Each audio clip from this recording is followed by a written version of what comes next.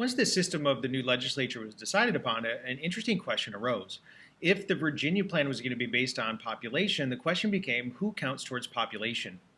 The North had a population advantage if you count just the white population. So the South wanted to include their slaves in terms of population. And this causes a problem as well because they weren't allowing slaves to have any other sort of rights. The North didn't want to give the Southerners this political advantage because that means that the South would have an advantage in representation based on counting the slaves that didn't have any other rights.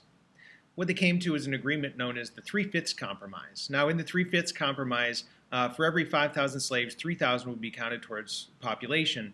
This gave the South, at least up until the mid-1800s, a very distinct advantage in both the House of Representatives and in the Electoral College. The Electoral College was the system of electing the president, and you elect the president. Each state would get a certain number of votes based on their number of representatives in Congress. So if you have more House of Representatives members, you get more votes in the Electoral College. So the South has an advantage in both the House of Representatives and the Electoral College in passing legislation that they normally wouldn't have had if they hadn't counted their slaves. This was a big point of contention during the time period, is the 3/5 Compromise. There was a second compromise made into the Constitution dealing with slavery, and that was that there would be a Fugitive Slave Act written into the Constitution. Now, they never used the word slave. They talk about people held in bondage.